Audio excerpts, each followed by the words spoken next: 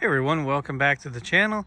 And today we installed our Openroad four-wheel drive 270 awning on the Mojave Gladiator, and it went really well. I actually thought the install went pretty smooth.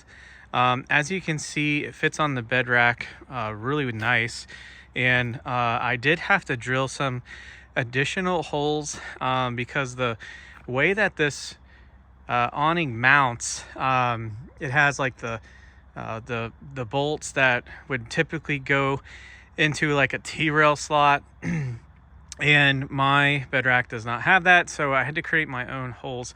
As you can see, it does kind of stick off the back of the Gladiator here. I had to kind of make a decision on how far I wanted this to come off, and I thought it was going to come off a little bit further because I was planning to kind of push it, you know, in front of the cap and give myself a little bit less room hanging off.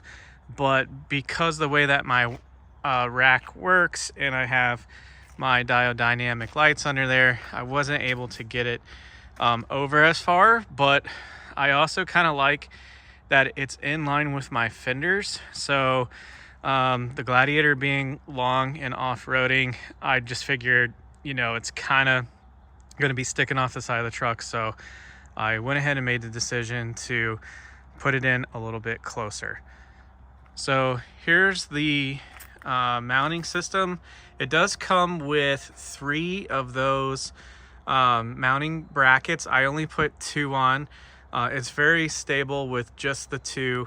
Because I had to do a lot of drilling here. These here, because where this comes together, you don't have this pass through for the bolts. So I literally had to measure and then line them up here so it looks uniform and drill those holes. And then underneath, you can see the bolts come down through there, and then a locking nut holds them on. So I did mount this awning by myself. How I was able to do that is I just put a strap around the bed rack and the awning, and that helped hold it up there for me. And then I mounted that by myself.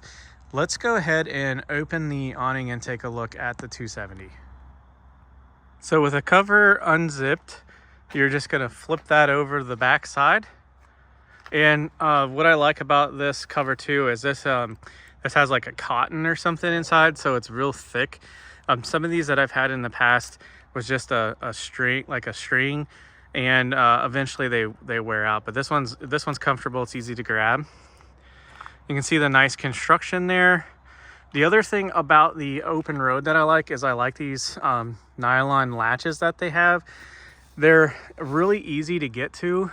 They're nice and long, and then when this is open, just having that Openroad logo on there, it looks really nice. And you can tell this is a good quality nylon. It's got a nice texture to it.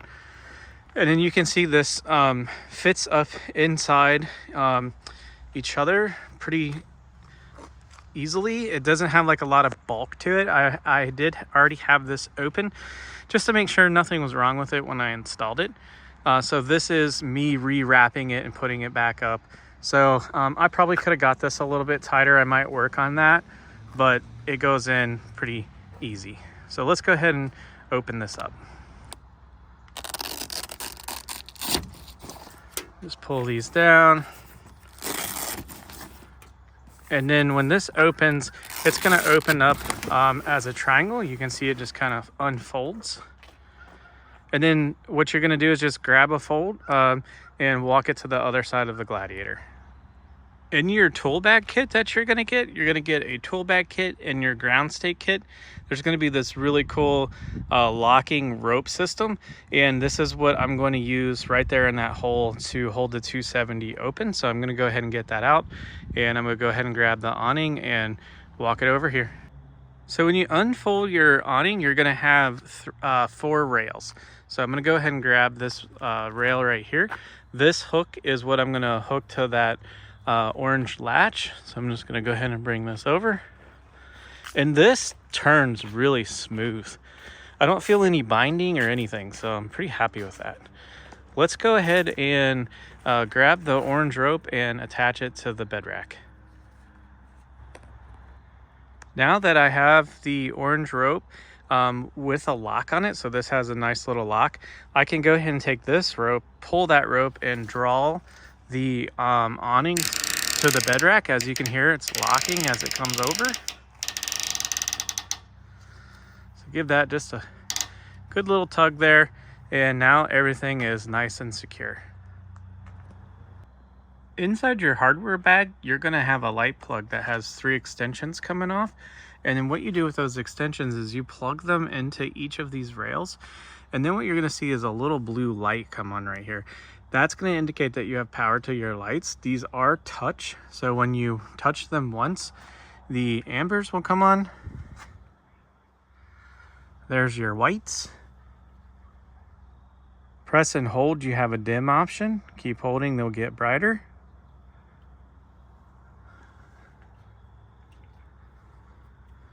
It is pretty responsive. You can even get like an in-between, or you can get that true yellow. So if you just, again, you tap them on, press and hold, they'll come on. There you go.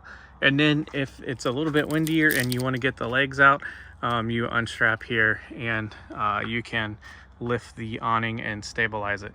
Now my Gladiator right now doesn't have a lift on it. I'm 5'8" and I'm not touching.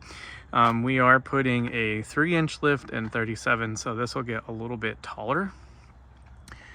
Now if you opt to get the walls, you do have zippers, which is nice because some of these kits are Velcro, and I like this feature that this is a zipper. We'll take a look from the outside. It's nice and flush.